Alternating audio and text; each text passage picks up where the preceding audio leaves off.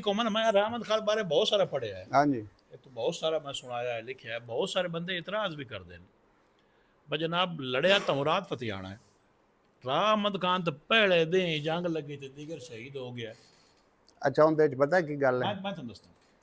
अच्छा उनके जो सवाल है कि बेशक दीगर शहीद हो गया, लेकिन ये रावी चना ते नीली ते घोड़ियां बजा के जिस बंदे कट किया है ना, असल तो मोरी ही होंदा है। मोरी वो घरे भी बैठा रहे तो ना हो सकता ही है, उसे दा लेकिन वो बंदा 82-83 साल बाबे की उम्र है तो बेच शामिल है। शामिल ठीक है उस टाइम 82-83 साल का बंदा बहुत कमजोरा ना चो सी, पर एडा ताकतवर भी नहीं हो सकता।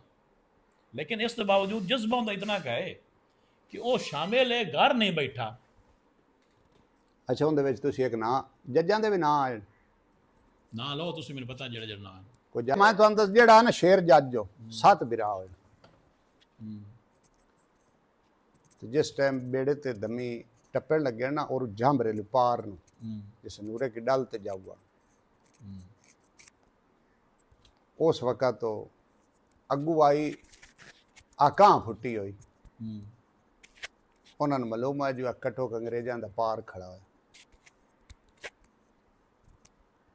उस बंदे आख्या जो हूँ बल्ला बेड़े ते कौन चढ़े, अहमद खान। अहमद खान शेर जज नूं सद मारिया, उन्हें 7 बिरावां दे उस नाम बुलाए ते 7 बिच बेड़े दे बाए उवें ही उठींदे आए। मगरू उस आख्या पुत्र महमद खान जो तू इन्हां दे नाल चढ़। उस शेर जज पता की गल की, उस आख्या राह अहमद खान, उस आख्या ते बाल मशूम ये रख नहीं ना सानू छडावण चो ना लड़न चो ते सानू तू जावण दे, जे असी पार मरी गए ना तो क्यामत ये पत्तों जज्जां वाला ही सदिंदा रासी। उस वेले महमद खान ला आया, उस राह सैयद नूं आख्या, सैयद दी भी उस 80-90 साल उम्र हुई। अच्छा उस दी उम्र दा यार अहमद खान दी उम्र दा हाँ पितरेर जुआन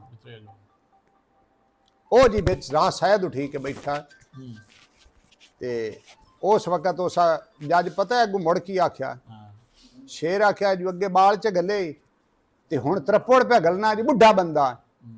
उस राह सैयद नूं चढ़ी कावड़, उस जेड़ा दमंद मारिया होया ना दाड़ी दे वाल विचों ते जिसम दे जेड़े जग्गे च भी बाहर, उस बल्ला टेकिया। उस आख्या जज नूं आख्या, उस आख्या अंबड़ जाविया आपा पार टपीए तू दुआ मंग जो मैं अंग्रेज हो, तुसा 7 बिरावां मेरे नाल अद्धी दाड़ वंड लैनी, अद्धी मैनू अकले नूं दिव्या आचा अद्धी ले तुसी 7 हो जाविया। नाल दल्लू शेख आ उहदे कोल ढोल भी आ तो तलवार भी आई।